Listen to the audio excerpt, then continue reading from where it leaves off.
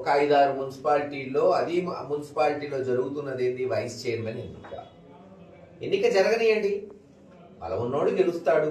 Yes, గతంలో జగన్మోహన్ రెడ్డి గారి మీద అభిమానంతో అనేక మున్సిపాలిటీలు వైఎస్ఆర్సీపీకి పట్టం కట్టినాయి.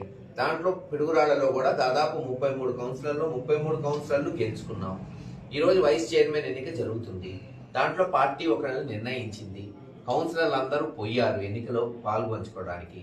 కావాలని అధికారుల మీద ఒత్తిడి తెచ్చి, పోలీసులను అడ్డం పెట్టుకొని, గోండాలను తీసుకొచ్చి కౌన్సిలర్ని కౌన్సిల్ హాల్లో పోనీకుండా, ముఖ్యంగా ఆడవాళ్ళని, బీసీలని, ఎస్సీలని వాళ్ళ ఒక్క ఓటు హక్కును వినియోగించుకోకుండా పట్టుబట్టి పోస్ట్పోన్ చేశారు. ఏముంది, ఒక వైస్ చైర్మన్ ఎన్నిక మేము గెలిచినందువల్ల మారేది లేదు, మీరు ఓడిపోయినందువల్ల తీసేది లేదు.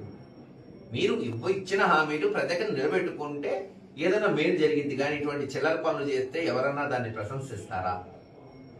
ఈరోజు మొత్తం రాష్ట్రంలో, కేవలం ఈ ప్రాంతమే అనట్లా, చంద్రబాబు నాయుడు గారి నాయకత్వంలో ఉన్న ఎమ్మెల్యేలంతా వైఎస్ఆర్సీపీ నాయకుల మీద జులుం చేయటమే ఇంట్రెస్ట్గా సాగుతుంది తప్పితే, ఇచ్చిన హామీలు నిలబెట్టుకుందాం, ఇచ్చిన మాట నిలబెట్టుకుంటున్నాం అనుకునేవాడు ఒక్కడు లేడు.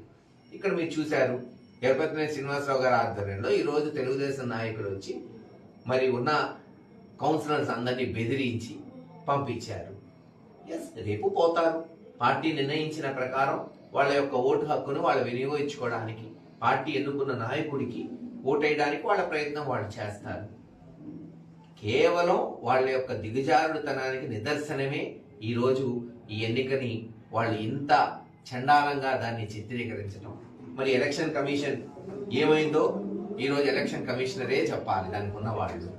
ఈరోజు పోలీసులు కానీ అధికారులు కానీ ఒక ఎలక్షన్ కమిషన్ కింద పనిచేస్తారు, ప్రభుత్వం కింద కాదని గతంలో అనేక నీతులు చెప్పారు తెలుగుదేశం నాయకులు. మరి ఈరోజు ఏది ఎలక్షన్ కమిషన్?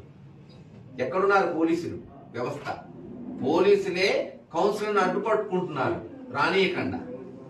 పోలీసులే తెలుగుదేశం చొక్కా వేసుకుంటే పోయింది కదా, మేమేం కాదనట్లేదు కదా. ఆ తెలుగుదేశం చొక్కా వేసుకొచ్చి ఆ నిలబడండి లాఠీలు పట్టుకొని, అంతకన్నా దిగజారుడు ఏమి ఉండదు కదా. ఏది ఏమైనా ప్రజాస్వామ్య పద్ధతిలో మా హక్కుల్ని, ప్రజాస్వామ్య హక్కుల్ని పరిరక్షించడానికి జగన్మోహన్ రెడ్డి గారి నాయకత్వంలో మేము ముందుకు పోతాం. ఎప్పుడు ఎన్నిక పెట్టినా మా ఓటు హక్కును వినియోగించుకోవడానికి, మా అభ్యర్థికి ఓటు వేయడానికి మా కౌన్సిలర్లు పోతారు. ఖచ్చితంగా రేపు పోతారు. చూద్దాం మరి రేపు ఏం జరుగుతుందో, అది కూడా వేచి చూడాల్సిందిగా అందరికీ విజ్ఞప్తి చేస్తాం.